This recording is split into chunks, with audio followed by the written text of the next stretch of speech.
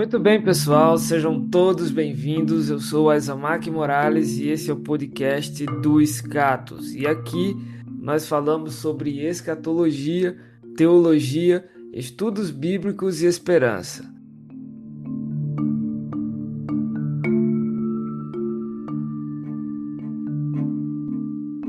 Bom, o nosso convidado hoje é jurista, formado em direito, formado em música, gestão empresarial, tem 42 anos, é casado, tem 2 filhos, pós-graduado em processo penal, processo civil, membro da Academia de Letras.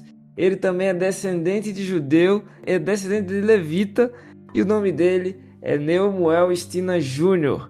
Hoje, de verdade, faltou palavras para tentar descrevê-lo. Já antes de iniciarmos a nossa conversa aqui, já conversávamos antes e foi excepcional. Aprendi já bastante coisa com o Neumoel, então gostaria de fazer um convite todo especial para que ele possa aqui se apresentar para vocês também. Com vocês, Neumoel Stina Júnior. Boa noite, Neumoel, tudo bem com você? Boa noite, é um prazer estarmos juntos aqui. Eu me sinto lisonjeado, porque eu acompanho o trabalho de vocês há muito tempo, da Escatos, e é maravilhoso podermos falar exatamente sobre questões tão importantes quanto as questões bíblicas, agora questões políticas, questões sociais, questões do dia a dia. E me sinto lisonjeado pelas suas palavras. Eu não sou tudo isso. Na verdade, eu sou simplesmente uma pessoa normal, mas eu amo estudar, amo conversar e me sinto muito feliz de estar aqui hoje. Muito bem, e o Stina já deu um spoiler aqui para vocês sobre o que vamos conversar hoje. E o assunto de hoje, gente, é um assunto extremamente importante, para lá de importante. Ele também é um assunto bem delicado, inclusive nos últimos dias, olha, esse tem sido um assunto que tem mexido com principalmente a classe cristã. Bom, o tema de hoje ele se intitula Como deve ser o voto do cristão. Nós chamamos o Neumoel Stina Júnior porque ele realmente tem sido uma pessoa com ideias extremamente importantes e por isso que ele está aqui conosco hoje. Olha, pessoal, é o seguinte, falar sobre política, a simples menção da palavra política deixa muitos cristãos, sobretudo os mais conservadores, em estado de alerta. Como se não bastasse a oposição, a relação cristão-política encontra eco mesmo nas fileiras que estão à margem do cristianismo ou ocupam lugar em sua ala que é liberal. De forma natural, surgem algumas perguntas e foi para isso que nós chamamos o Neumoel aqui. Bom, Neumoel, pode o cristão engajar-se em práticas políticas e ainda manter a sua posição de autêntico seguidor de Cristo? Claro que sim, claro que sim. A resposta ela é tão simples e ela fica tão evidente quando nós estudamos as Escrituras que não restaria dúvida se o nosso ouvinte, o nosso amigo, ele estivesse atento ao que diz a Bíblia, ao que nós vemos nas histórias bíblicas. Nós temos ali nas Escrituras diversas menções, e eu posso citar algumas aqui muito importantes. Se nós pegarmos ali no Antigo Testamento, nós temos o rei Davi, por exemplo. Ele era rei, envolvia sim questões políticas, as decisões de combater ou não certos adversários, as decisões em relação ao povo, os liderados, e era um rei que ouvia o seu povo, né? Ele recebia o povo e as pessoas traziam as reclamações, informações, não era algo aleatório, alguém comandando, alguém vivendo ali aleatoriamente. Isso nunca existiu na sociedade, né? Até porque só podemos ter um tipo de situação desta qualidade quando existe um senhor e o escravo, que o escravo não faz menção. Mas o povo de Israel era um povo livre, né? Eles haviam saído do cativeiro, já estavam ali em liberdade, liberdade que foi dada por Deus. Então, eles tinham essa capacidade de se expressar. Eles eram livres para se expressar. Então, sempre existiu. Então, nós vemos ali Davi, Salomão e outros tantos reis. Salomão, por exemplo, em uma ocasião, ele foi solucionar um caso, né, um caso emblemático da criança, né, que uma das mães deitou sobre o bebê, ele acabou morrendo, e aí a outra tinha o bebê. Essa mãe que perdeu o filho pegou o bebê dela e queria ficar com o bebê para ela. A mãe de verdade, então, certamente suscitou a questão e elas foram até o rei. E Salomão, naquele caso fantástico que influenciou muito a história do direito, ele chegou e disse assim: não, tudo bem, daqui o bebê, a gente corta no meio e aí cada mãe fica com uma parte. A mãe verdadeira desesperou, falou: não, meu filho não pode ficar com ela. A sabedoria de um rei, mas também existe a busca do povo. Sim, questões políticas, questões jurídicas, o direito e a política andam de mãos dadas, até porque a política está relacionada ao direito constitucional. Mas não é só isso. Se nós olharmos ali, nós temos outros personagens tão importantes quanto os reis. Nós temos Daniel, que era importantíssimo na corte de Nabucodonosor, José, governador de Faraó, Esdras e Neemias, né? Um na função de até de escriba, né? Ele tinha outras funções, ajudou a construir, reformar ali os muros de Jerusalém. Atuações políticas. Só isso, o povo sempre atuou junto ao rei. Quando o Estado, lá atrás, antes de Davi, ele era mais teocrático e Deus era o centro real do governo, o povo começou a pedir um rei. A escolha veio basicamente do povo antes de Davi, então, em Saul, né? Então sempre o povo esteve engajado na política. Isso nunca foi condenado exatamente por Deus. É claro que Deus ficou aborrecido porque eles preferiram ter um rei físico, né, humano, do que o imperador do universo, o senhor do universo comandando as coisas. O ser humano ele sentia a necessidade de ter alguém, né, fazendo esse papel.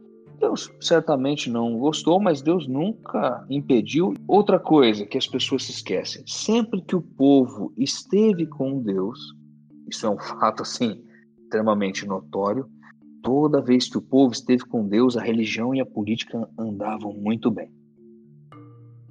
Quando o povo se separava de Deus, se metia com paganismo, né, idolatria, e a coisa ficava bem ruim, aí o Estado, o povo começava a sofrer.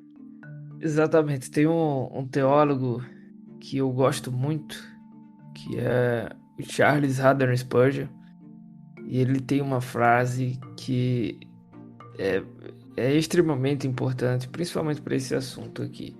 Ele diz: olha, somente os tolos acreditam que política e religião não se discute. Por isso, ladrões continuam no poder e os falsos profetas continuam a pregar. E você citou coisas extremamente importantes, exemplos importantes aí, né?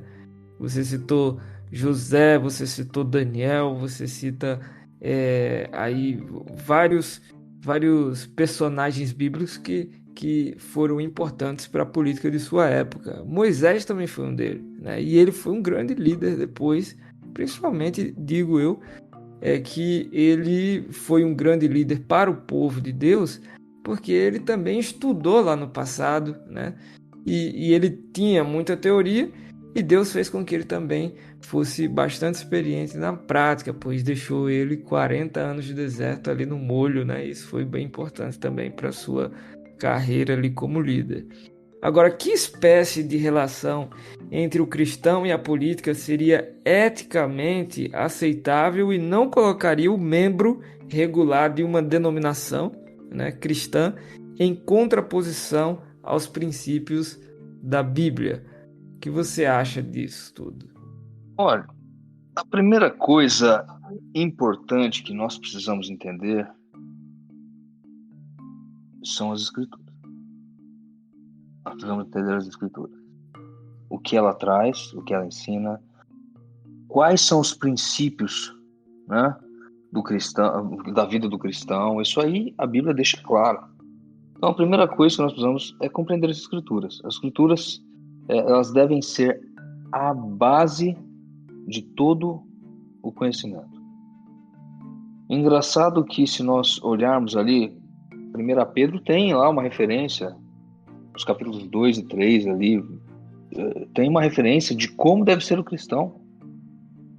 Se pegarmos ali antes os 10 mandamentos, os mandamentos dados pelo próprio Deus, existe uma referência de como deve ser o cristão.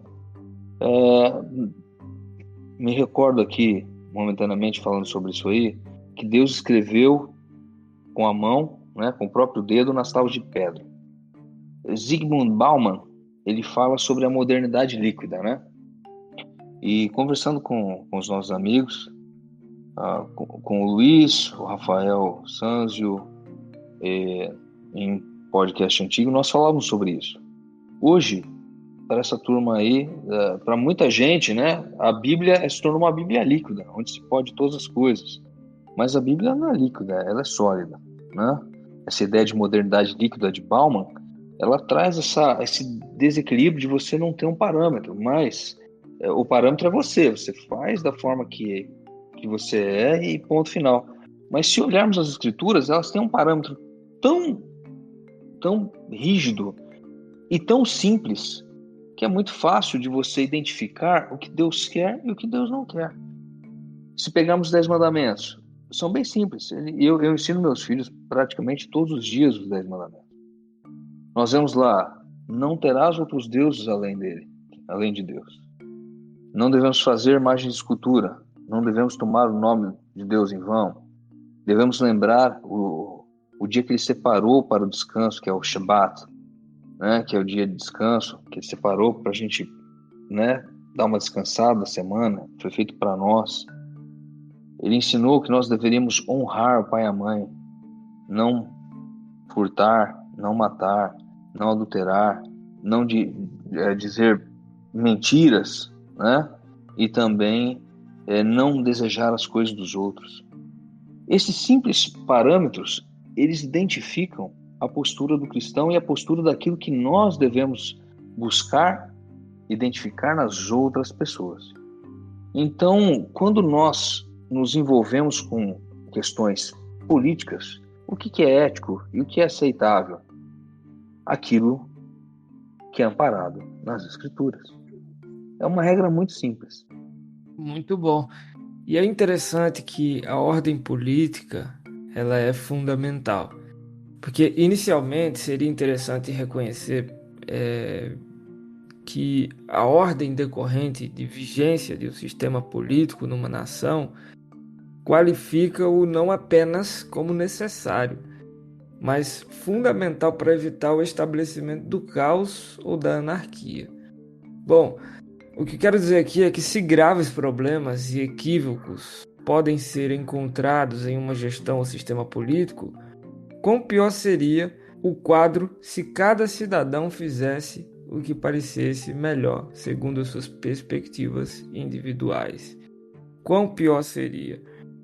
Agora, como cidadão, nós entendemos que é importante que ele estude política. Nós já entendemos isso. Mas a igreja cristã deve se envolver com essas preocupações? Ela deve se envolver com a política? Certamente a igreja ela precisa participar. Nós temos que dividir aí a igreja em duas coisas bem distintas. A igreja, instituições religiosas, e a igreja, o corpo, formado aí pelos membros, pelas pessoas. Quando nós entendemos a estrutura da sociedade, quando se estuda ali o direito constitucional, ele tem alguns elementos. O povo é um desses elementos. Nós, como cristãos, independente da denominação, nós fazemos parte do povo. Quando nós criamos ali a Constituição, e que fique bem claro, viu, existe um problema sério aí quando nós falamos em Estado laico, né? As pessoas não entendem o que é Estado laico. A gente já vai falar sobre isso.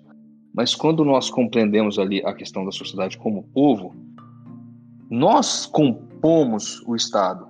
O Brasil é um país majoritariamente cristão. Imagina se todo mundo, toda a igreja cristã do Brasil, e não falo de denominação, ela dissesse assim: não, nós não vamos falar, não vamos nos envolver com preocupações políticas. Deixe estar. Peraí, mas se 80%, 70%, 80% da população é composta por cristãos, como que seria isso? Teríamos um domínio por uma minoria que não nos representa. Então existe essa preocupação, que é própria, mas ela precisa ser bem aclarada. Uma outra coisa importante em relação às instituições. Bem, é muito complicado para uma instituição religiosa se posicionar a favor da política focando em candidatos. Por quê? Porque o evangelho ele não tem candidatos, salvo os candidatos ao reino. Então, quando nós trazemos a igreja, a instituição, para o lado de um candidato ou outro, a instituição ela perde um pouco o objetivo. Porque a instituição em si ela não compõe a sociedade, certo? De maneira técnica. Quem compõe a sociedade é o povo. A instituição ela tem um papel que é fundamental para a pregação do evangelho. E aí começa a ficar complicado, mas nada impede que ela participe de questões religiosas. Mas aqui só um ganchozinho aí para dois pontos importantes. O primeiro dos pontos, em relação ao Estado laico. Para que não reste dúvidas, o Estado é laico, a gente não pode falar de religião. Não é bem assim. Se você for lá no preâmbulo, e é uma coisa muito, muito interessante, pouca gente lê o preâmbulo, mas quando nós olhamos para ele, nós temos uma referência muito interessante e magnífica, porque ele traz no seu corpo, ele diz assim, sob a proteção de Deus. Ele fala da proteção de Deus. Quer dizer, se nós não fôssemos um país cristão, nós certamente não teríamos em nosso preâmbulo um pedido, né? A menção de Deus na Constituição Federal. Então, nós, o povo brasileiro, né? E ali os representantes estavam ali reunidos em Assembleia Constituinte para instituir esse Estado democrático destinado a assegurar o exercício dos direitos sociais, individuais.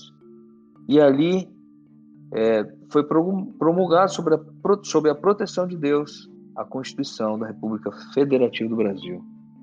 Ou seja, o Estado laico ele não é um Estado onde Deus não está. Isso surge da onde? Estados Unidos. Por quê? País protestante. Só que de várias denominações. Se fosse um Estado confessional, seria vinculado a uma dessas denominações. É simples. Então, seria vinculado a uma religião. Não quer dizer que é um Estado cristão, porque o cristianismo ele não é exatamente uma religião. O adventismo é uma religião, o catolicismo é uma religião, o budismo é uma religião. Religião. Qual é a sua religião? Eu sou adventista. Qual é a sua religião? Eu sou católico, sou batista, sou metodista. Mas você é cristão, certamente. Mas não é a minha religião. O cristianismo, ele é a essência da religião, ele é a base da religião, ele não é a religião propriamente dita. Então, nos Estados Unidos, quando isso surge, é exatamente para não dizer assim, olha, a religião X é a religião oficial do país, tá? Respeitamos as outras, mas é a religião oficial, a gente segue basicamente o que dita ali a doutrina dessa determinada religião, e não é bem isso. Uma outra coisa que eu gostaria de mencionar, a gente fala aí sobre o cristão se envolvendo com essas questões, se é importante ou não.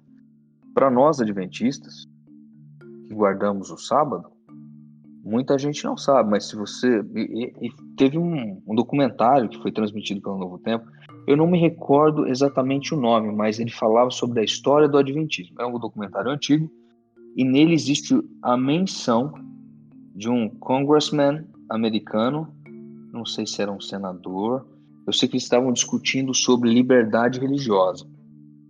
E aí eles entraram nessa questão do sábado, da guarda do sábado. Se o Estado não devia ter um dia só de guarda. E aí esse congressman, ele falou, mas não, nós somos um país criado com base na liberdade. Se existe um grupo que guarda determinado dia diferente, nós devemos respeitá-los por conta da liberdade.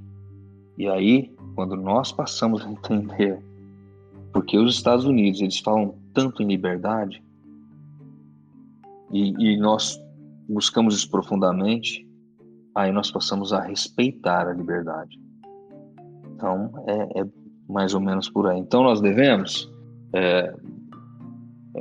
nos envolver com essas preocupações políticas? Sim, porque o destino do nosso país ele depende da nossa atuação e depende da atuação de nós como cristãos.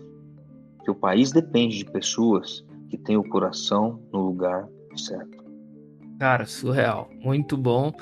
E você falando aí, eu me lembrei assim, porque escrevendo aos Romanos, o autor neotestamentário afirma que a autoridade civil é um instrumento de Deus para conduzir o cidadão para o bem e para fazer justiça, aplicando penalidades a quem pratica o mal.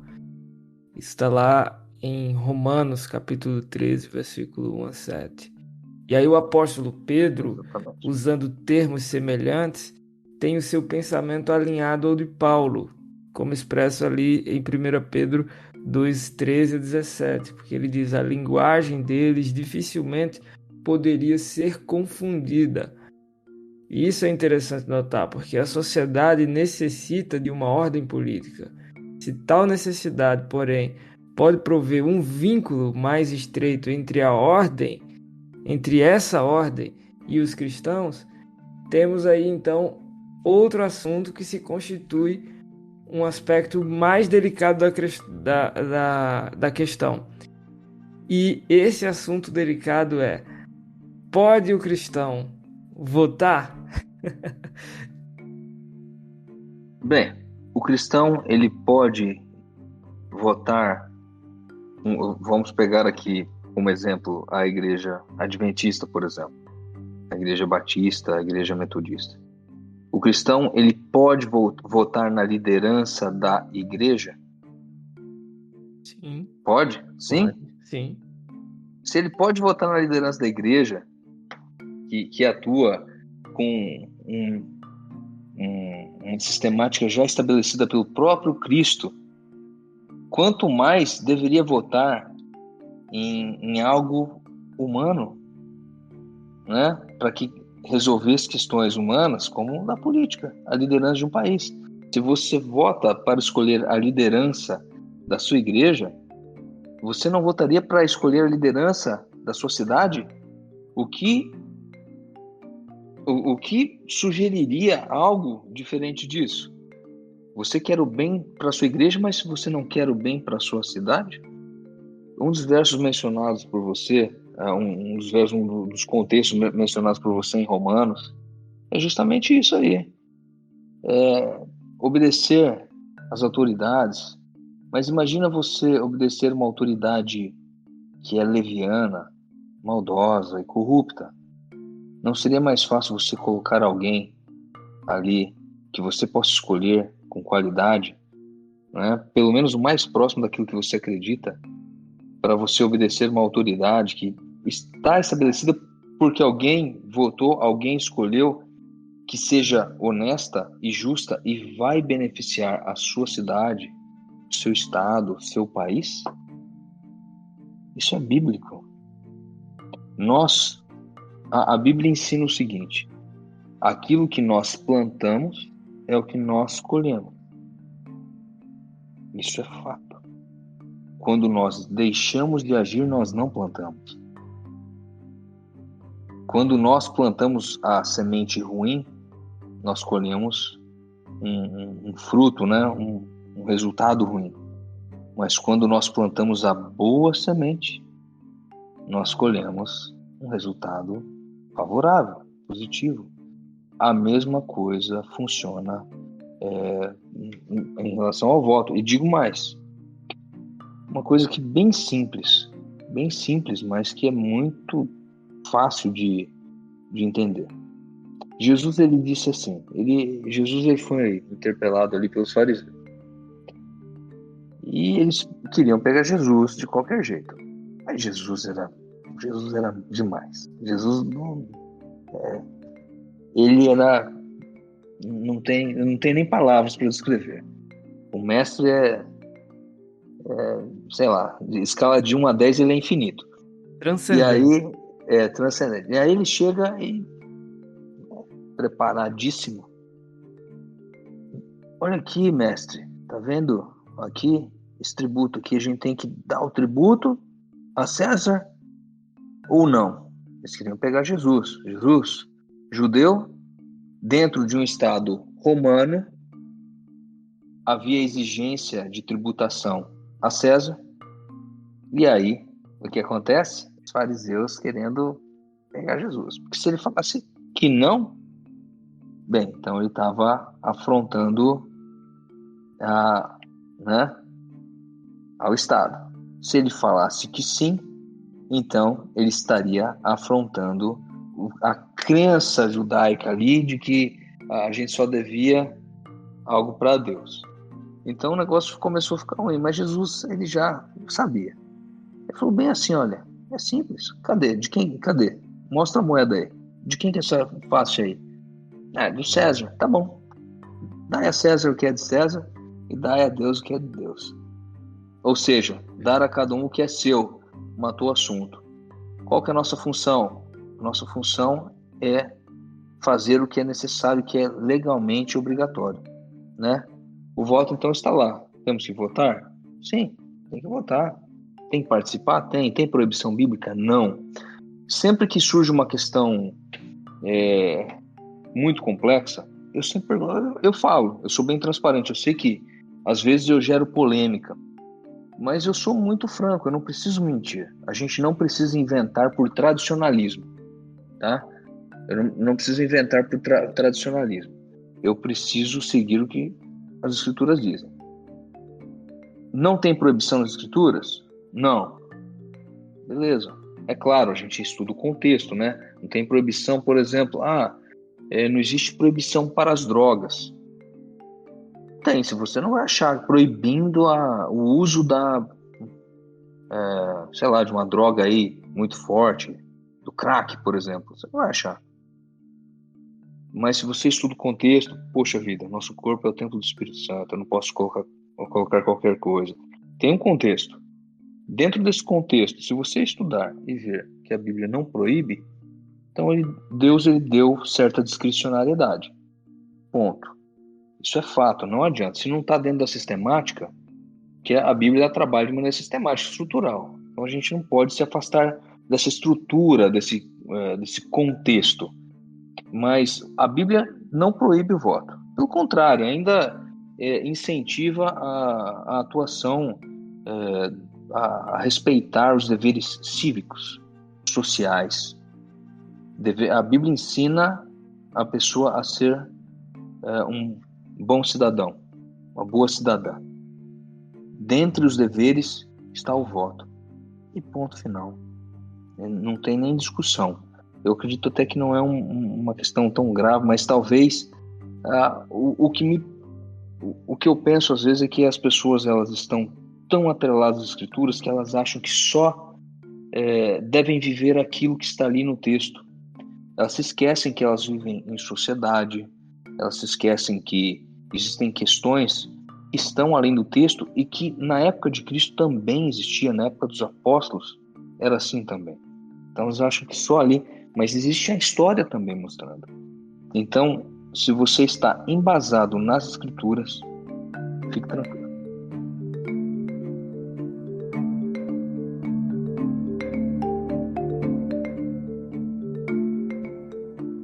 Ponto final, muito bom, Stina.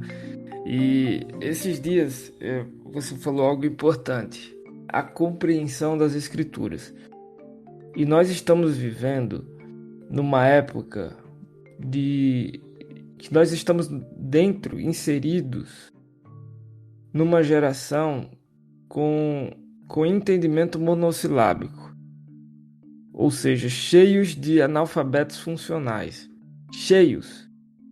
Infelizmente isso também está dentro da igreja, porque como você falou, a igreja compõe o Estado, né? O Estado é laico, tem muitos crentes, mas o crente, o cidadão, a pessoa hoje mal consegue interpretar um texto. Isso tem sido surreal. Para você ter ideia, esses dias navegando eu pela rede social, por uma rede social, encontrei um post de um pastor, alguém que se denominava pastor, dizendo: irmãos, eu leio a Bíblia toda, uma vez por ano, desde 1994. E nela não há nenhum mandamento ou orientação expressa que temos como cristãos de defender a família. Eu achei surreal isso, surreal. E aí eu vi uma bela de uma resposta de alguém muito inteligente falando: acho que você precisa ler de novo, porque tem sim. Então, entender a Bíblia educadamente, pedindo auxílio do Espírito Santo, é simplesmente mais do que importante em nossos dias. E você falando sobre tudo isso, sobre o cristão poder votar ou não, o que me levou a entender uma outra questão. A compreensão do termo-chave que nós estamos discutindo aqui, que é política, pode trazer luz a tal discussão. Porque política, em seu sentido amplo, ela denota originalmente a vida da cidade, polis, e a responsabilidade do cidadão, polites.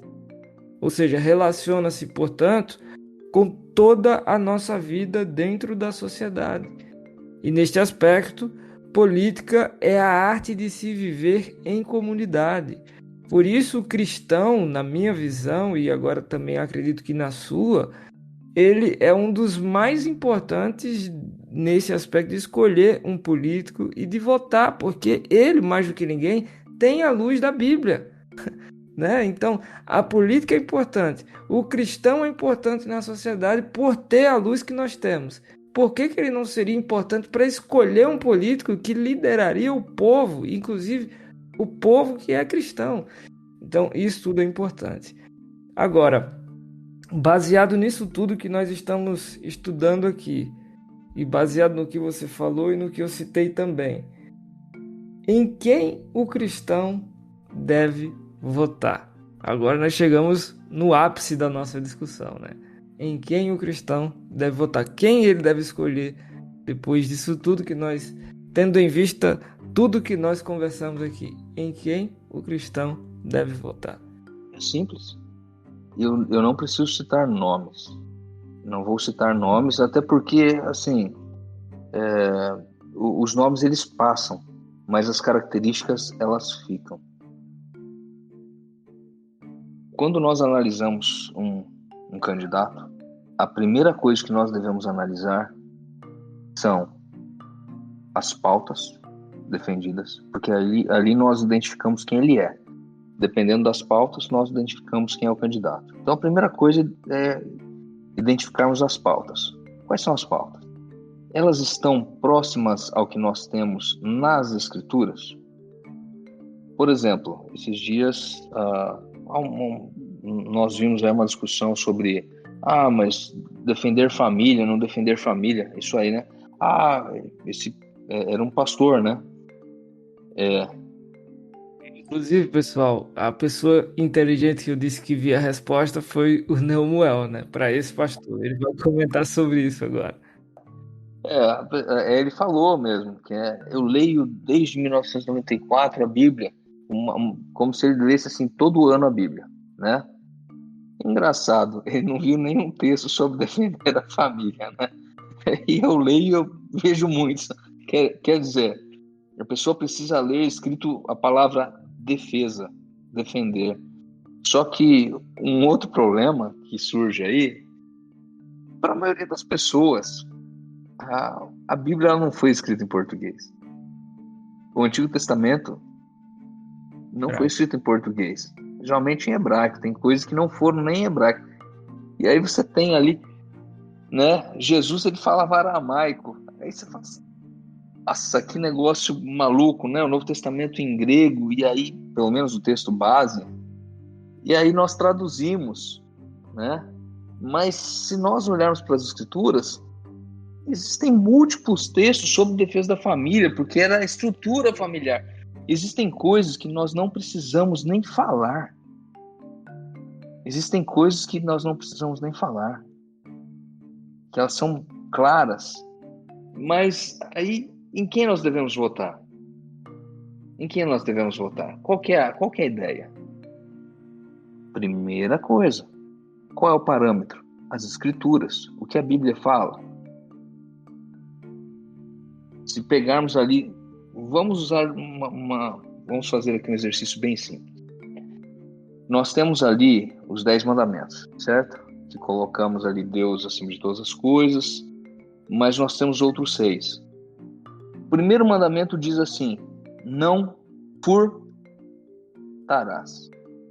Se você já tem um candidato que é corrupto, ele já não serve. Começa por aí, tá na Bíblia. Deus falou, né? Escreveu com a própria mão. E aqui, de novo, não adianta nós falarmos em uma Bíblia líquida, baumaniana. Isso não existe. As escrituras elas são sólidas, né? Não furtar mesmo, não roubar, não furtar. O furtar não é só furto, aquele. Não sei se as pessoas sabem a diferença entre roubo e furto. O furto ele não tem violência nem grave ameaça, né? O roubo tem, mas é a mesma essência. Quando a Bíblia fala em furtar, é roubo, furto, latrocínio, qualquer tipo de corrupção, lavagem de dinheiro. Então, tudo que envolve subtração de valores ou obtenção ilícita de valores é furto. Então, se você tem um candidato que furta, já não interessa. Segundo mandamento, não adulterarás. Caramba, adulterar, né? Você fala assim, poxa vida, tem alguém que você já vai criando parâmetro, né? Poxa, vou achar alguém que é assim, né? E você vai indo. Não matarás. Esses dias, o pessoal costuma utilizar, atribui um termo chamado genocida a um determinado candidato. É uma coisa tão bizarra e tão doentia, porque é um termo completamente atécnico. Não tem técnica no termo. Nós nem poderíamos usar esse termo. Esse termo é leviano. Então, a mídia ela utiliza certos termos e as pessoas vão replicando. E de tanto replicar, a questão se torna verdadeira. E não é. Mas ali tem o matar, né? Se alguém que apoia qualquer tipo de assassinato, já não condiz com o que diz as Escrituras. E aqui nós entramos no aborto, por exemplo, que é um negócio absurdo, absurdo. Eu não consigo compreender a mente de determinadas pessoas que são realmente psicopatas, no verdadeiro sentido, que elas conseguem dizer que a criança ela pode fazer sexo com a idade que quiser, mas ela tem autonomia para fazer sexo, mas não tem para ser presa. Então, quer dizer, ela pode cuidar do corpo dela, fazer o que ela quiser, mas ela não pode responder por isso. Então, ela também não poderia ter autonomia. Por que ela tem? Por que ela pode escolher o sexo que ela quer ter? Tem gente que já fala que a criança pode escolher o sexo. Se ela pode escolher o sexo, ela tem capacidade para destruir o próprio corpo e destruir o corpo alheio. Então, se ela é responsável por aquilo, ela pode ser responsável por uma morte. Ela tem que ser responsabilizada. E na questão do aborto? A gente entra aí, mais sério ainda. A pessoa diz assim, meu corpo, minhas regras. O bebê que está na barriga não tem direito ao meu corpo, minhas regras. Né? Ele está lá porque a pessoa quis. Ela podia ter se protegido, mas não, ela prefere depois de tomar uma decisão totalmente equivocada, agora ela quer tomar uma segunda decisão. E aí existe a questão do homicídio, né, fetal, que é o aborto. Então, não matarás. Se alguém defende uma pauta dessa que é doentia, é diabólica, é uma afronta a Deus diretamente. Então, a pessoa que faz isso, que defende esse tipo de coisa, ela está afrontando a criação. Ela está afrontando a criação.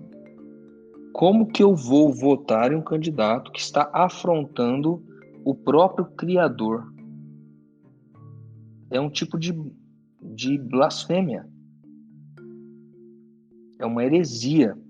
Ah, mas heresia não é um termo utilizado pela igreja adventista. Tem gente que fala isso, né?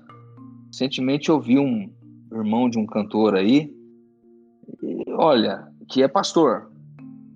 Eu não sei, parece que tem deficiência cognitiva, é uma coisa impressionante, né? Atinge todos os graus, né? Mas a pessoa dizendo que não havia heresia na igreja. Claro que existe heresia, é uma heresia. Você falar que o aborto é permitido, é uma heresia, é uma blasfêmia contra Deus. Você está ferindo Deus diretamente. Quando atingimos as crianças que são inocentes, nós estamos atingindo o próprio Cristo. E eu provo biblicamente. Quando nós fazemos o bem às criancinhas, nós fazemos a quem? Ao próprio Cristo. Certamente que quando fazemos o mal, também fazemos ao próprio Cristo. Então as pessoas não percebem que a moeda, às vezes ela é apresentada de um lado só, mas ela tem dois lados. Então começa por aí. Então, voltando aqui para as pautas. Primeira coisa é analisar as pautas. Estão paradas na Bíblia? Beleza. Segundo, candidato. Qual que tem mais a aparência, a vida com mais fundamentação bíblica, que vive aquilo que está nas Escrituras? Então, o cristão deve seguir nesse sentido. E o partido também, viu? O partido também. Se você olhar ali a resolução de certos partidos, querendo desarmar a polícia, liberação dos traficantes, esse tipo de coisa, existe isso, gente. Como que eu vou votar num partido que foca na criminalidade e não na população? Então, nós devemos ter esse senso focado, amparado nas Escrituras. Muito bom, né? E, nossa, você falando aí, você citou um termo bem interessante. Que você fala, olha, as pessoas hoje disseminam a mentira, né? Compartilham a mentira. E tem uma frase de alguém que na história ficou como um marco, né? Que é o Joseph Goebbels, que ele foi ministro publicitário ali do Adolf Hitler. E ele cita, olha, uma mentira repetida 1000 vezes, ela vai se tornando uma verdade. E nós temos isso na nossa sociedade, infelizmente hoje está muito na cara que isso está acontecendo, né? Fake news para um lado, fake news para um outro, e as pessoas... E é por isso, exatamente por isso, que o cristão ele deve se comportar como uma pessoa inteligente, ele deve ser uma pessoa que estude, que analise os fatos e que tome uma decisão, como você falou, né? Claro, embasado na palavra de Deus sempre, porque nós não podemos filtrar a Bíblia nem o Evangelho, mas devemos vivê-lo e vivê-lo a cabo, vivê-lo completamente. E isso é interessante.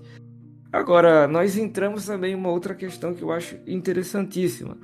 O papel do cristão na política, nas eleições, por exemplo. O cristão ele pode discutir sobre política, porque esse tem sido um tema bastante discutido, inclusive por crentes. E alguns defendem que, olha, não, a gente tem que se isentar desses assuntos, a gente não pode conversar.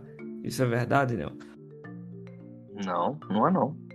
O cristão ele pode conversar sobre política, como pode conversar sobre futebol, como pode conversar sobre carros, sobre moda, sobre arte, sobre direito, sobre um seriado que ele viu na TV. Qual é o problema? A questão é que as pessoas elas se esquecem que Cristo ele não nos disse para vivermos a Bíblia, né, de modo geral, não nos disse para vivermos como, né, se Jesus fosse voltar agora e deixarmos as outras coisas. Isso nunca foi ensinado. Tanto é que o tempo de Deus não é o nosso. Existe um ditado aí que nós devemos viver como se Jesus fosse hoje, mas trabalhar em relação às coisas do dia a dia como se ele fosse voltar daqui a 100 anos. Trabalhar com cuidado. Se você pega o Salomão ele fala muito sobre sermos diligentes, né? Que hoje nós traduzimos isso por proatividade. Salomão ele fala sobre diligência. Pegar ali em Provérbios, em vários capítulos fala sobre o homem que é diligente, esperto, astuto, que vai atrás, não deixa para a última hora, né? A mesma coisa em relação às discussões políticas. Por que nós não podemos nos posicionar? Olha só, imagina o seguinte, isso serve para a maioria das pessoas. Tem gente que pensa diferente, mas pergunte para a maioria das pessoas se ela, tendo dinheiro, se ela não gosta de deixar a casa totalmente arrumada, com o telhado bonitinho, funcionando, pintadinha. A maioria das pessoas, ué, dos cristãos inclusive, o Brasil não é formado, a maioria, em sua grande maioria, por cristãos. E aí, como é que fica? Então, já que Jesus vai voltar, então deixe sua casa. Por que você está cuidando dela? Não precisa varrer, Jesus vai voltar amanhã. Não precisa tirar o lixo. Não faça nada, ele vai voltar, não importa. Mas as pessoas elas vão descobrir que se elas não tirarem o lixo, vai começar a surgir moscas. Se elas não pintarem a casa vai ficar com aspecto feio, vai chegar um momento que, se não fizerem a manutenção correta, a casa vai começar a perder ali pedaços, ela vai começar a, a degradar. Começa aí. É a lei da decrepitude. Ponto final. A mesma coisa. Se o cristão ele não se posiciona, ele não atua, ele não discute, ele não estabelece o seu ponto, as moscas começam a aparecer. É assim que funciona, porque quando o cristão se cala, quem fala é o mal. Eu estou recente no Twitter. Eu entrei no final de abril, quase no início de maio de 2022. E por que eu busquei fazer uma conta no Twitter?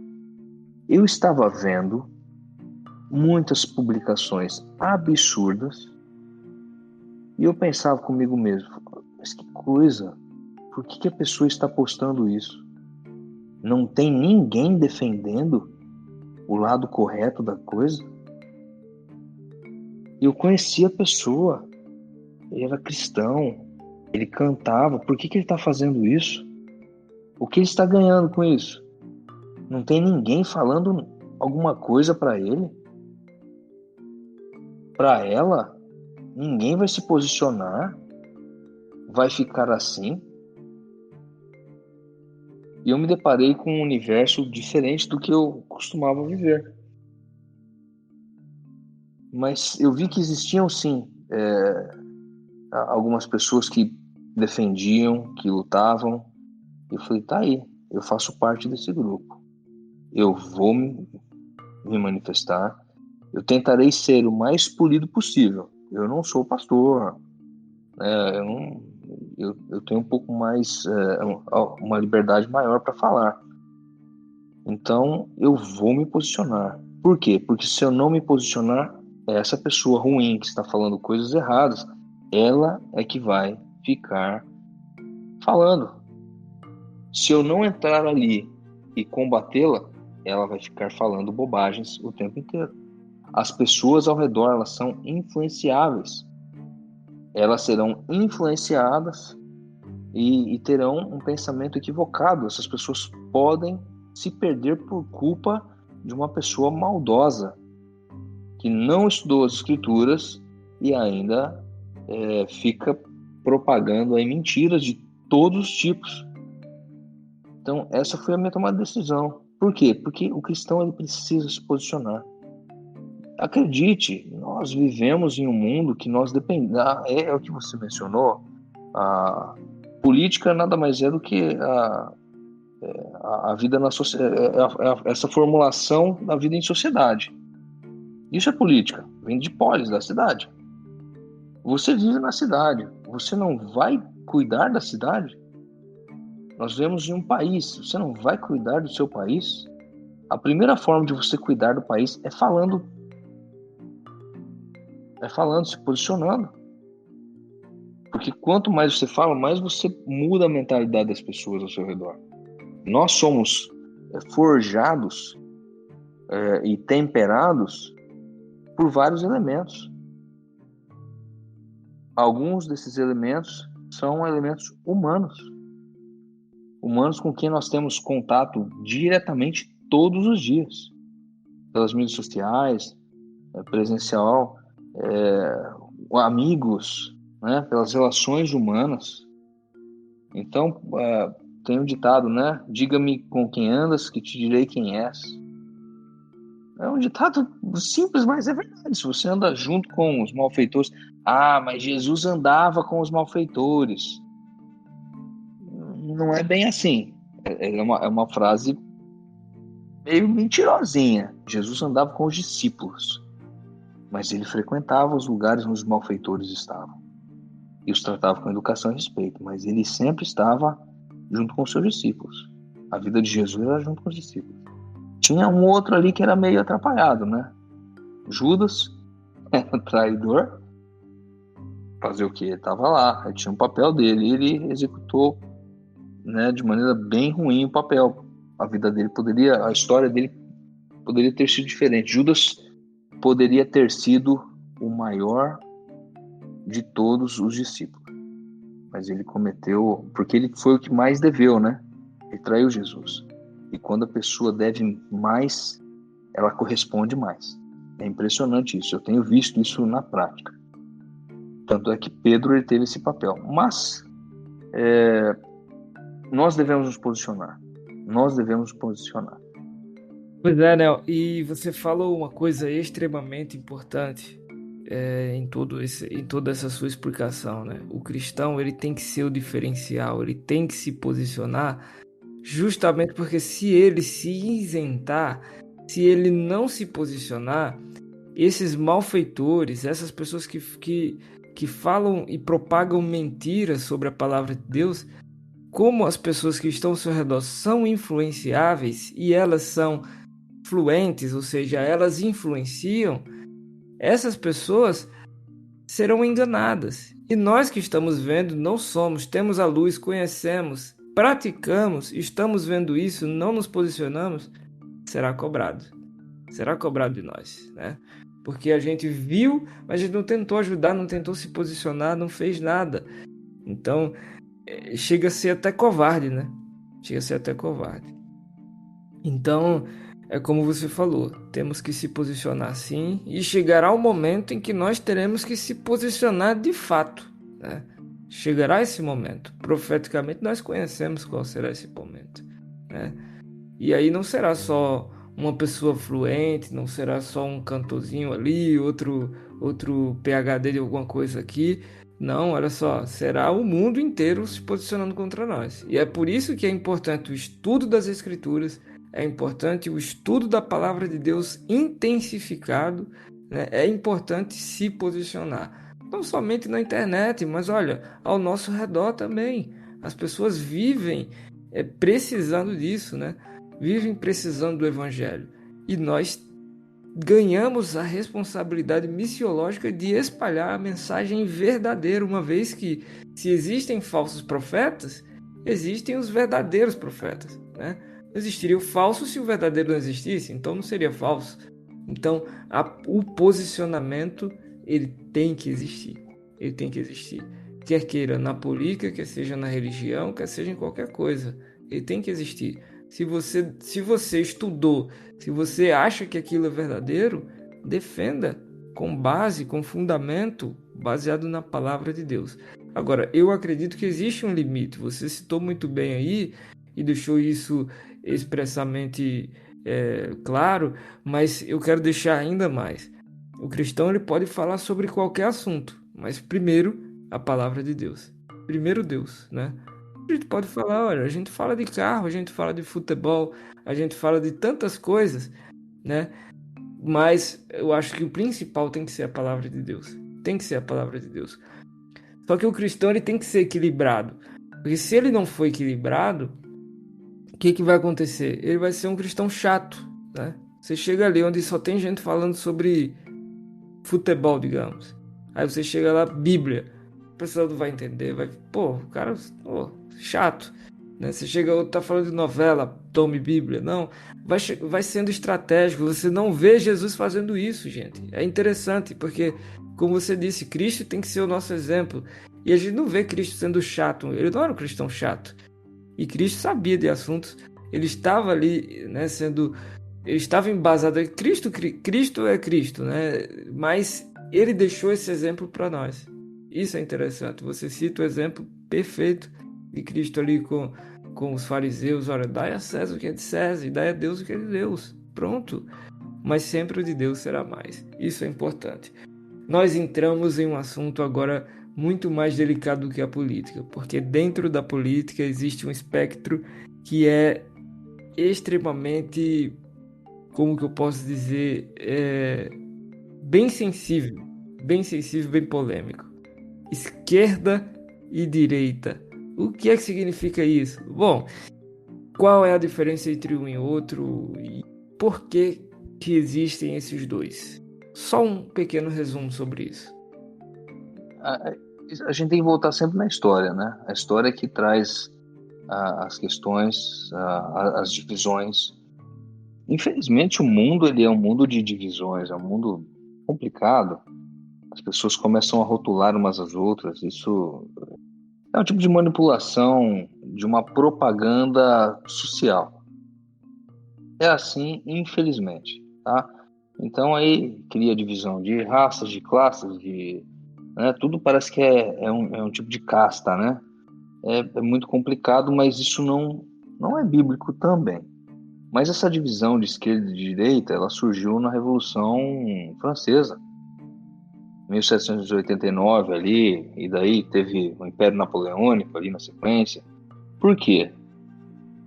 Os membros da Assembleia eles se dividiam praticamente em dois lados, né? Aqueles que ficavam partidários ao rei, ficavam à direita, e aqueles que eram simpatizantes da Revolução Francesa, à esquerda. Então, os revolucionários, né, à esquerda. E, na ocasião, cada época da história deve ser analisada dentro do seu contexto. Ok, aquilo foi necessário, existiu da forma como existiu, e isso veio sendo trazido, né, de uma maneira muito intensa até os dias de hoje. Porque na sequência nós tivemos ali no século subsequente, nos 2 séculos subsequentes, alguns problemas muito mais graves dali decorrentes, né? Então nós tivemos ali uma divisão que foi originária ali do marxismo, muito, muito grave, e as pessoas elas até falam, não, marxismo cultural não existe. Não existe para quem não estudou. Se você estudar um pouquinho, você vai perceber que existe, ponto final. Não adianta você falar que não existe. É a mesma coisa que você falar que a grama não é verde e o céu não é azul. Tá lá, tá embutido, tá na sociedade, você vê nas universidades, isso aí é histórico. Eu vou trazer só uma referência histórica para vocês entenderem. Então começa lá na Revolução Francesa, mas na sequência muitas coisas aconteceram, porque a sociedade ela vai se desenvolvendo e esses detalhes, né, de direita e esquerda eles vão ficando assim mais complexos. Então a gente fala do marxismo, né? Marxismo. Marx e Engels eles escreveram ali o Manifesto Comunista. Os escritos de Marx, especialmente um livro que escreveu sobre os judeus, foi utilizado na Alemanha nazista para a perseguição dos judeus. Olha que coisa mais bacana, né? E aí, esse fascismo que as pessoas falam tanto, né? O nazifascismo, e aí começa a influência de Marx. Influência de Marx. A União Soviética, a mesma coisa. E aí, o que acontece? Existe um italiano chamado Antonio Gramsci. Antonio Gramsci, ele começou a trazer um pensamento de revolução que hoje nós chamamos de revolução passiva. E qual era a ideia? Era introduzir as questões de uma maneira lenta. Você não precisa chegar e fazer uma revolução brusca. Ninguém aceita esse tipo de coisa. Mas se você introduzir as questões de uma maneira lenta, gradativa, primeiro mostrando que não é tão ruim assim, depois mostrando que que bacana, já faz parte, depois mostrando que é bom, você já mudou a sociedade. E aí isso foi sendo utilizado em vários lugares, inclusive dali surge outras coisas como teologia da libertação e da missão integral, né? E aí você vê a influência da União Soviética nisso tudo, por Khrushchev. Ele cria um mecanismo para você introduzir o comunismo, o socialismo, através da religião, focado aonde? No hemisfério sul, que é o hemisfério mais pobre, né? Os países mais pobres, de mais fácil acesso, você traz essa liberdade aí. E o que isso tem a ver com direita e esquerda? É porque é a introdução do pensamento da esquerda através da religião. Então surge ali. E qual é o pensamento hoje da esquerda? É o pensamento comuno-socialista, ou comuno-sócio-marxista, né? Porque envolve ali o pensamento dessas filosofias que surgiram ali basicamente de Marx e aí entraram na religião a ponto de as pessoas sugerirem que Jesus era socialista. Olha que bizarro. Então a gente tem que ouvir esse tipo de bobagem. Então a direita e a esquerda é uma coisa assim, ela existe, né? E hoje o que é denominado direita são os conservadores. São os cristãos conservadores, geralmente os cristãos, mas são os conservadores. Aqueles que defendem mais a liberdade das coisas, defendem aquilo que a Bíblia ensina lá atrás, diz assim, cada um é responsável, né, por aquilo que faz. Isso é um pensamento de direita. O homem é digno do fruto do seu trabalho, é um pensamento de direita. Essa liberdade, porque a esquerda ela vai engessando, né, ela vai te colocando. Esses dias, em uma discussão muito banal, eu fiz menção a George Orwell. Orwell, muita gente, ele era socialista. Mentira, ele era do MI6, da inteligência britânica. Ele era muito esperto. Ele morreu assassinado. Por quê? Nas obras dele descrevia toda a sociedade aí, totalitarismo maluco, especialmente comunista socialista. E aí, hoje, nós vemos uma coisa muito interessante. Ele falava que dentro ali no livro 1984 tem o Ministério da Verdade, né? O que era o Ministério da Verdade? Eles reescreviam a história. E aí, o que eles fazem hoje? Eles reescrevem a história. dizendo que certos fatos de um certo candidato ano passado não ocorreram. Todo mundo viveu, acompanhou, e agora eles reescrevem a história. Não, mas espera aí, não é bem assim. Não é bem assim como eu vi, eu estava lá. Eles vão reescrevendo a história. Para aqueles que vêm na sequência. Então, é mais ou menos isso. Então, a direita e a esquerda, basicamente, hoje, ela está relacionada, isso aqui no Brasil, tá? Ela está relacionada àqueles que defendem o comuno sócio-marxismo, que tem influenciado a América do Sul. Eu não vou dizer que influencia os Estados Unidos, porque mesmo o governo atual sendo um governo para os Estados Unidos, um governo de esquerda para os Estados Unidos, ele é um governo de direita também, né? Os democratas, né? Eles têm a sustentação deles na maioria das coisas que a direita tem, mas tem certas divergências, né? Mas não é como o que tem ocorrido na América do Sul, nos países vizinhos.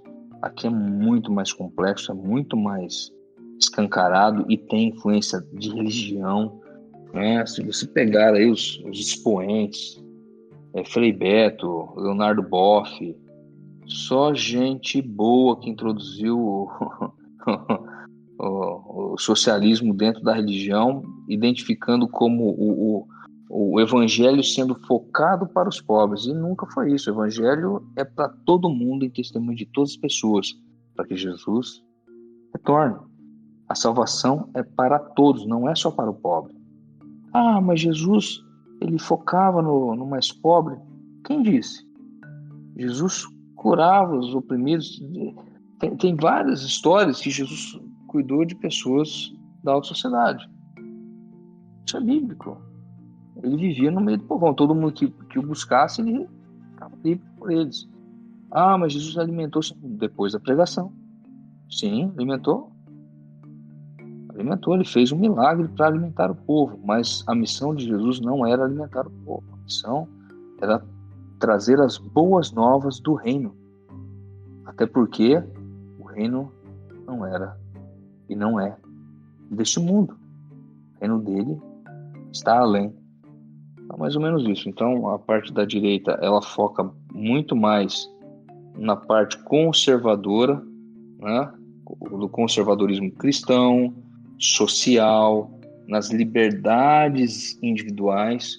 Hoje, a ala mais esquerda, ela foca muito mais nas questões, nos direitos, eu diria assim, sociais, nos direitos sociais. Artigo 6º ali da Constituição, para quem quiser ler. Então ele fala dos direitos sociais, mas as liberdades individuais estão no artigo 5º, são as liberdades mais importantes. Então a liberdade de expressão, que hoje está sendo, sim, cerceada. Talvez a liberdade, ela é um direito, eu diria que posso parecer até equivocado, mas eu diria que a liberdade é um direito mais forte que a própria vida, porque as pessoas deram a vida pela liberdade. Então, é um direito assim mais importante para as pessoas do que a própria vida. As pessoas preferem ter a morte do que perder a liberdade.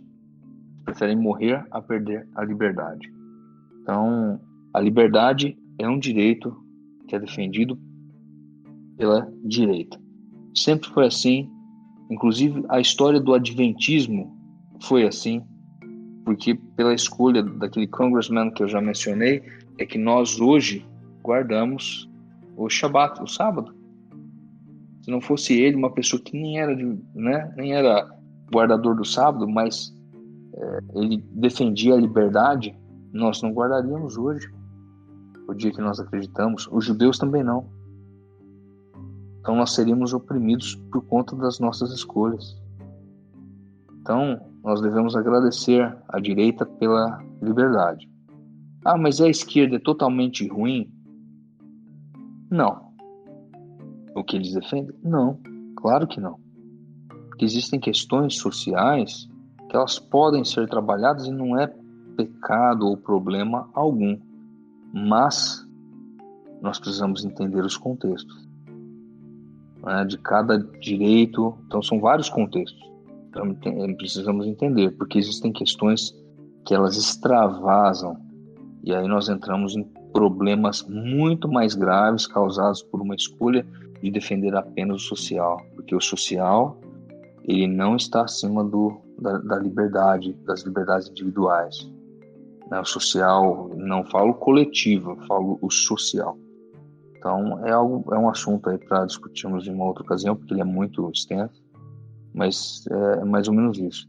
Hoje eu particularmente me considero de direita, porque eu acredito que a ala da direita ela tende mais a, a estar amparada nas escrituras hoje, né? A política hoje como ela está. Muito bom, né?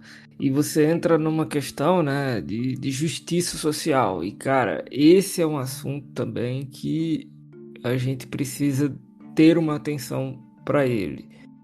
Porque justiça social e toda essa causa aí acaba. E você citou isso também, que algumas pessoas acham que Jesus é militante, né? E isso vem lá da teologia da libertação lá atrás. Porque se nós colocarmos esse termo de teologia da libertação e formos a fundo nele, nós vamos ver que existem, segundo a base deles, dois tipos de público, né? O bom e o ruim. Só que isso não é bíblico, porque todos nós somos ruins. E a culpa não é de um lado rico e a culpa não está no lado pobre. A culpa está no pecado, né? Então, e foi isso que Cristo veio combater. Ele veio combater o pecado. Ele não veio combater a ala rica da sociedade e ele também não veio defender somente os pobres da sociedade. Eu vim para todos, né? São palavras de Cristo. Ele veio de fato para todos. Ele veio para salvar o rico e ele prega para os ricos em sua época, e ele veio salvar os pobres e ele prega para os pobres, ele faz milagre para os pobres, e nós vemos isso com muita evidência da Bíblia.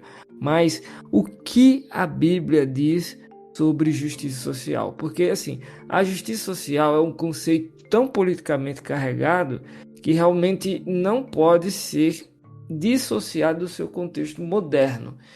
Porque a justiça social é muitas vezes usada como um grito de guerra para muitos no lado esquerdo do espectro político. Só que a justiça social é também um conceito que alguns usam para descrever o movimento em direção a um mundo socialmente justo. E nesse contexto, o que a Bíblia diz sobre o termo justiça social? Essa é uma pergunta fantástica.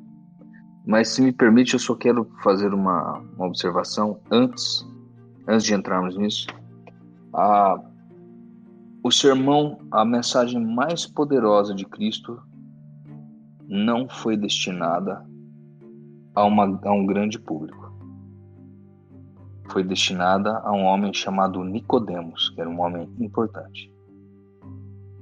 E o verso talvez mais importante da Bíblia, ele foi falado para Nicodemos, porque Deus amou o mundo de tal maneira que deu o seu Filho único, unigênito, para que todo que nele crê, todo mundo que nele crê, não pereça, mas tenha a vida eterna. Olha que fantástico. Mas o que é justiça social?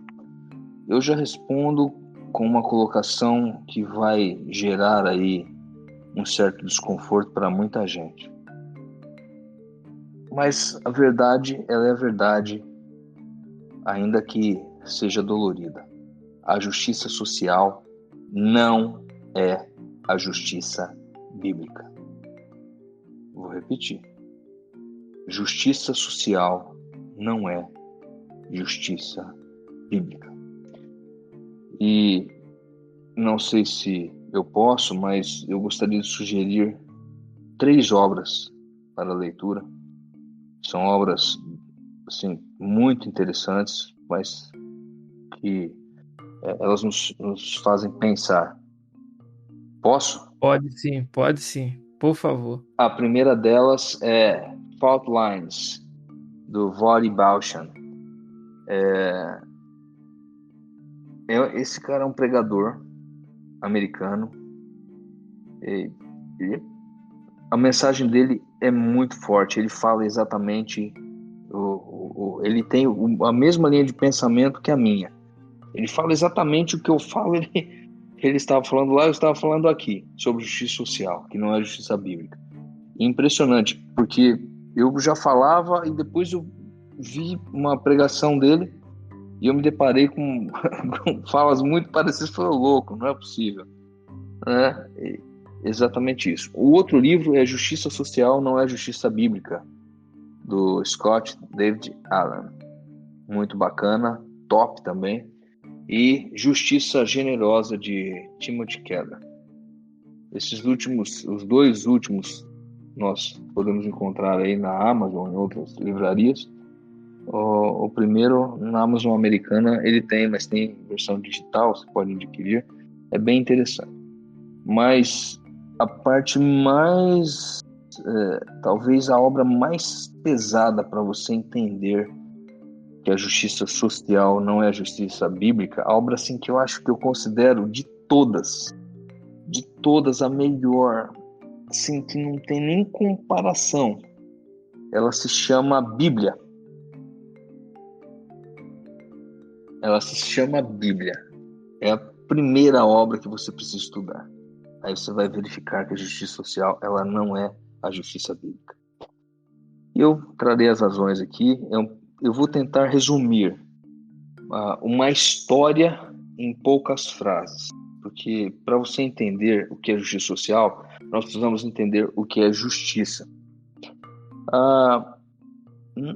Em Roma existia um jurista chamado Dominicius Ulpianus.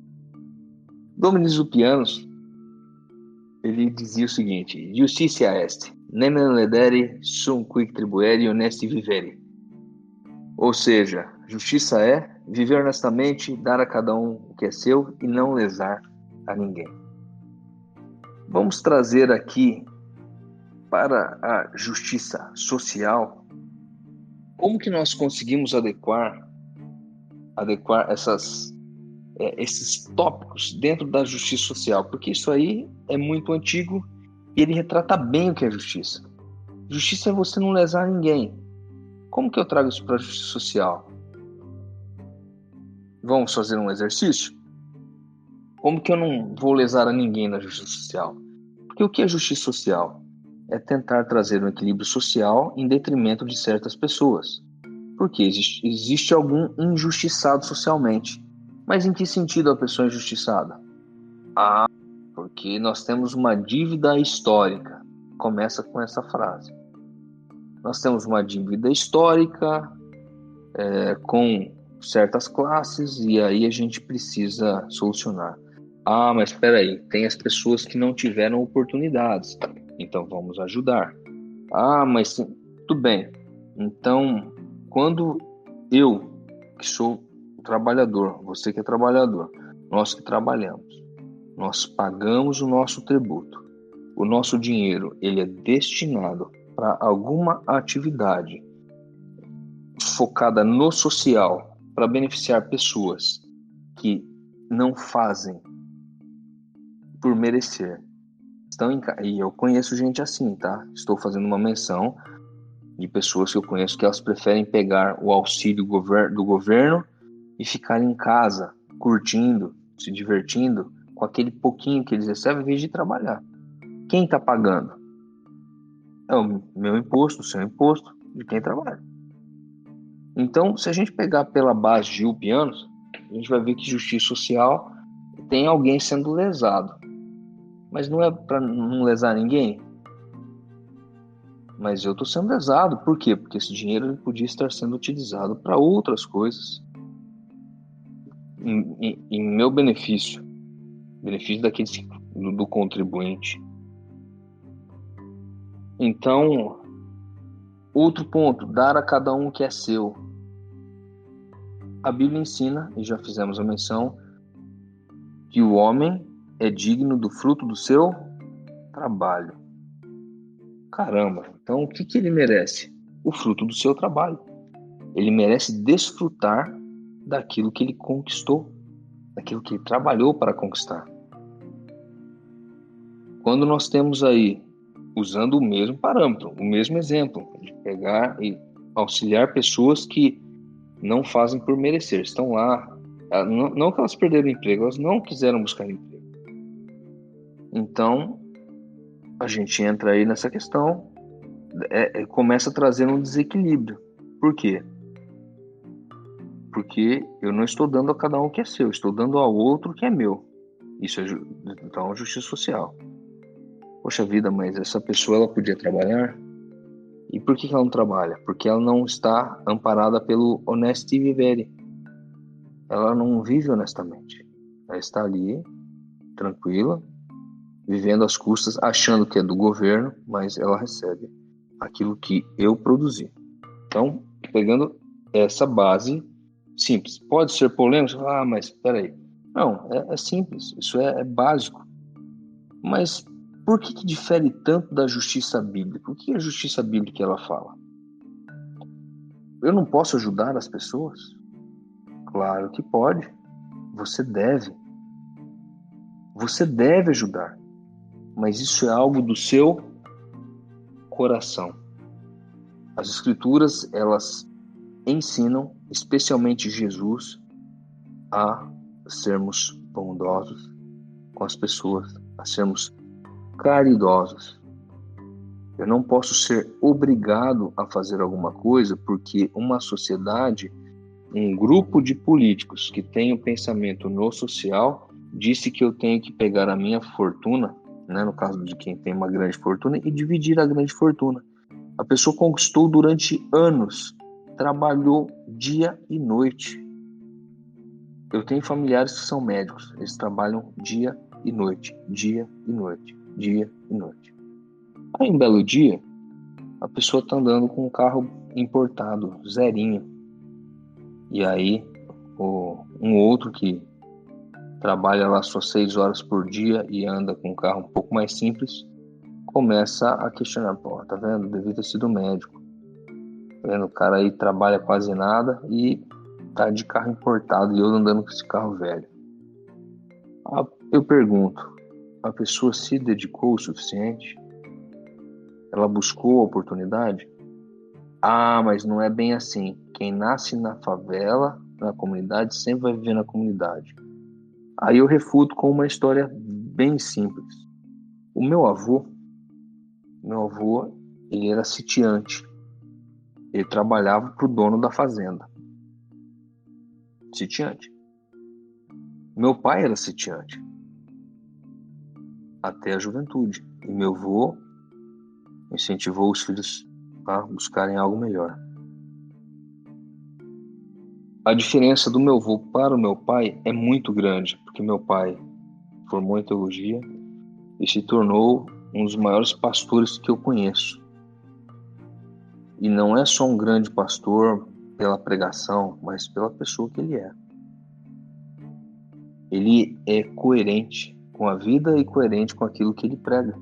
A vida e o que ele prega, ele é coerente. Então eu o considero um grande homem, um grande homem.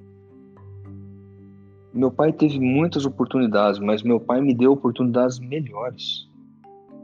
E aqui eu falo abertamente, eu sou grato à Igreja Adventista pela oportunidade que ela me deu de estudo, de sustento, o alimento. Eu sou grato, muito grato a Deus e grato à Igreja Adventista. Eu pude ter uma educação decente por conta da história do meu pai como pastor. Os meus filhos, eles estão tendo uma vida muito mais confortável do que a minha. Então, essa ideia de que a pessoa ela vai estar lá e ela vai ficar lá porque ela é uma escolha, ela pode melhorar aos poucos as pessoas crescerem, as gerações subsequentes. Então, por que nós devemos trabalhar a justiça social tal qual é difundida, que é dar força para o Estado, para que o Estado faça a distribuição correta da renda, dos valores, das possibilidades, só que de uma maneira totalmente injusta. Por quê? Então, quando nós falamos de justiça social, é um termo que foi cunhado aí pela própria, eu diria, usaria o termo pela esquerda.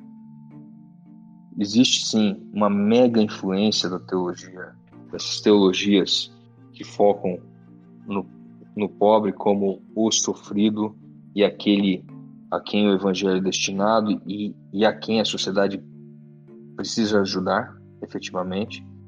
Mas aí nós criamos um outro problema, porque quando nós ajudamos excessivamente e não damos a possibilidade, nós passamos da caridade para a opressão daqueles que contribuem. Aí nós invertemos a moeda. Então, aqueles que estão se desgastando, eles acabam perdendo a saúde, a vida, em detrimento dos seus filhos e familiares, mas em prol daqueles que às vezes estão ociosos, e ociosos por conta própria, porque eu já tive empreendimento, é uma história recente, a título de exemplo. Chamei a pessoa para trabalhar comigo, era catador de papel de reciclagem. Ganhava R$ 10 por dia. Eu falei, não, eu contrato você. Eu te pago um salário, você já muda de vida. Isso aqui, nossa, ficou feliz na hora.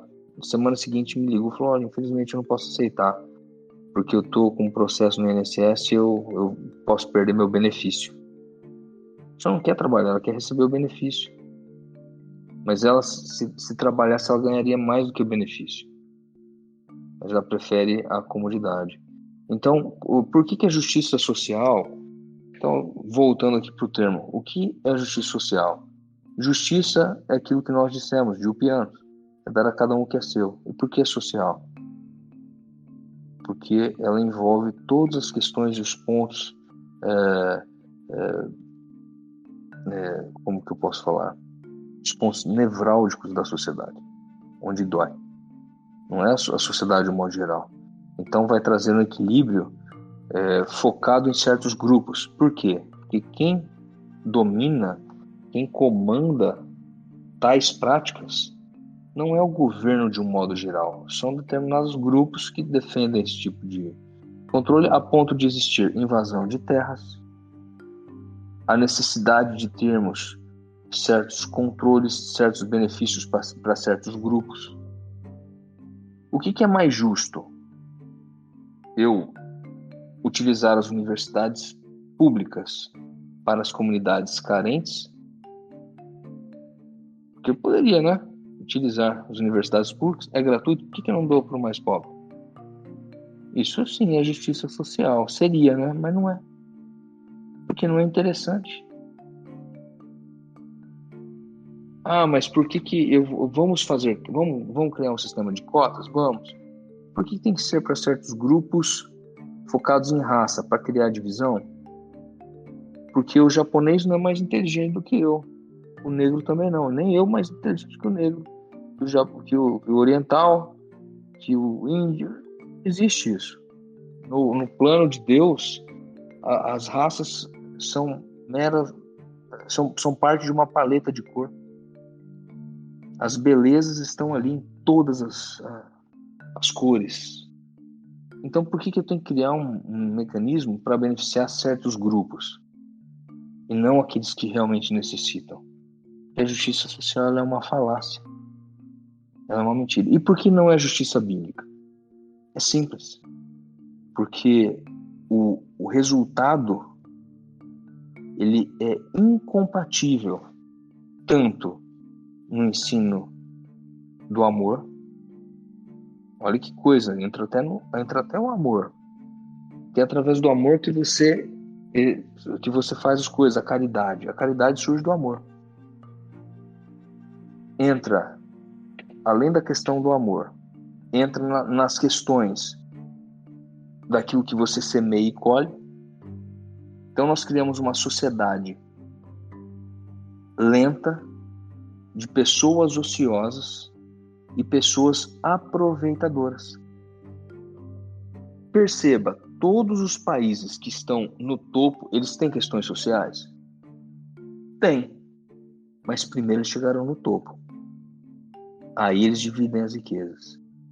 Como que funciona a justiça social aqui, que é justiça social? Porque ela não é justiça social.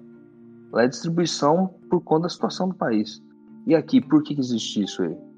Então ele pega de alguns que conquistaram para dividir com os de baixo. Mas a Bíblia não fala que aquilo que o homem semear também ceifará? Isso serve para tudo, tá? Não é uma questão só do evangelho. Ah, jogue os seus pães lá, né, sobre as águas, depois você vai achar. Ué, isso não é só evangelho, não é só a mensagem. Mas não, a justiça social ela foca naquilo que eu semeio, alguém colhe. E alguém colhe e distribui com outros. Então isso não é bíblico, não funciona. Não funciona, não segue o parâmetro bíblico. Mas eu volto a falar, mas nós não temos que ajudar as pessoas? Não nos é ensinado? Sim, mas e se eu não quiser? Eu não preciso. Claro, eu vou responder por isso, mas eu não preciso. Isso se chama caridade. Mas quando o cristão verdadeiro, ele ouve a voz de Jesus, ele recebe o Espírito Santo, ele faz a caridade naturalmente. Eu faço. Todo mundo faz. Então é algo natural, não é algo forçado. É a liberdade que a Bíblia tanto ensina. E, Nel, você falando aí, eu pensando aqui, porque existe também uma abordagem centrada no homem, que vê o governo como o salvador, né? Trazendo consigo uma utopia por meio de políticas governamentais. Só que isso também não é bíblico, porque o único salvador nós conhecemos, é Cristo Jesus. O homem não salva o homem, né? Inclusive, nós vemos isso com tamanha repetição na mídia, né? Nas mídias sociais, quando se trata inclusive, filmes Hollywood sempre coloca o governo como salvador, como, né? Quando tem esses filmes aí apocalípticos, sempre quem resolve o problema é o homem, né? Isso não é bíblico. O homem acaba com o mundo e quem resolve o problema é Cristo. Ou seja, Jesus é quem virá salvar o homem, não é o governo. Isso não tá, a responsabilidade não está no governo. Existe uma crença muito absurda de que realmente o governo ou um líder ele vai salvar a nação. Isso não existe. O líder pode conduzir a nação. Isso não existe. Não existe. É impossível. Porque nunca existiu na história. Mas por que eu digo isso? Né? Porque é simples. Existe um mecanismo de manipulação para que certos grupos permaneçam no poder. Isso é claro, isso é histórico. Eu não estou inventando aqui. Não é conspiracionismo, não. Né? Existem grupos, né? Se você pegar aí grandes grupos econômicos, existe uma manipulação gigantesca. Não é interesse, por exemplo, tirar toda a população da pobreza. Isso é mentira.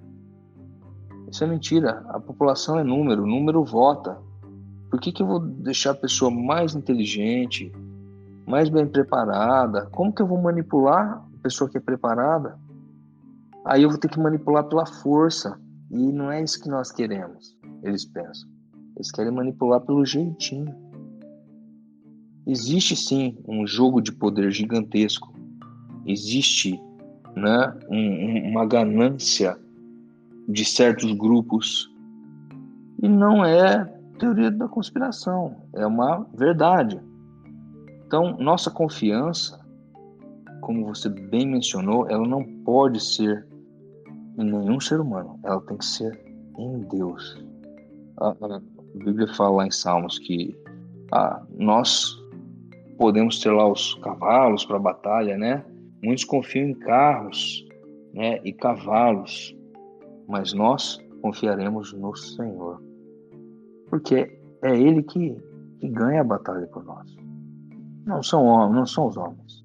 Maldito o homem que confia no homem.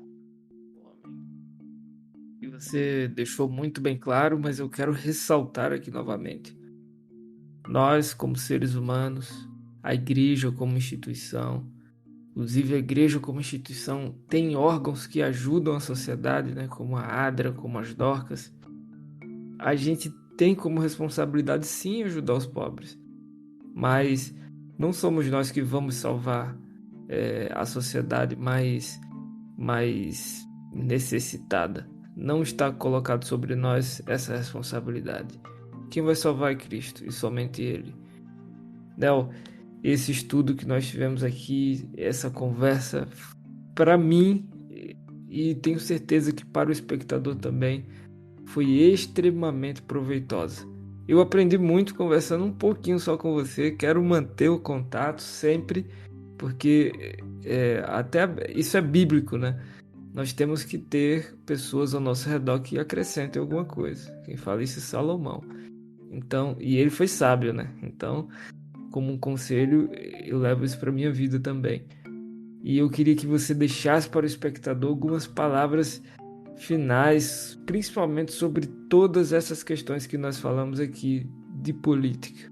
Qual seria as suas considerações finais para o nosso espectador e ouvinte? As nossas escolhas determinam o futuro do nosso país, da nossa nação, da nossa casa. Determinam o futuro da nossa própria vida. Escolha com sabedoria, mas escolha, acima de tudo, com base nas Escrituras. E aí está o grande segredo da vida: escolher conforme as palavras do nosso Senhor. Amém. Muito bom. Muito bom. Nel, nós queremos contar com você mais vezes aqui no nosso canal, porque você é uma pessoa extremamente inteligente, bem pautada e principalmente na palavra de Deus. E nós queremos de fato contar com você mais vezes. Espero que você tope mais vezes estar conosco. Agradecemos a sua presença aqui uma vez mais, porque de fato acrescentou bastante. Tenho certeza que todos os ouvintes irão gostar desse bate-papo. Muito cabeça, muito legal.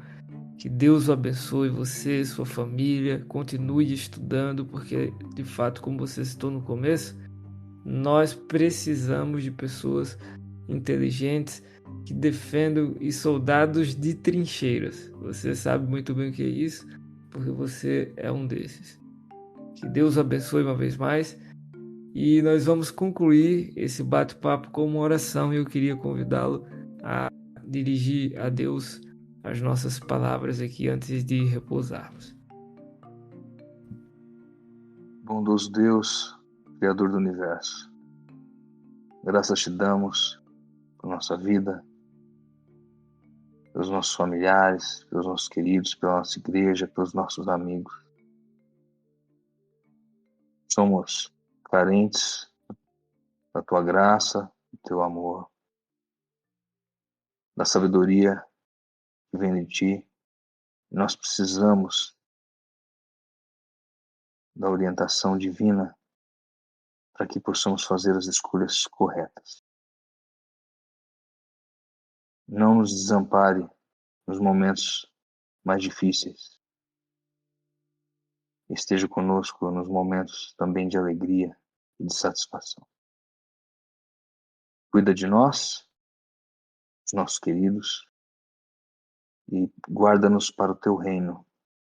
Obrigado pela salvação em Jesus Cristo. Amém. Amém. Que Deus abençoe você, a sua família, a sua casa, e que você possa ter discernimento para poder fazer ótimas escolhas. Eu espero que esse bate-papo tenha acrescentado algo para você. E uma vez mais, que Deus abençoe.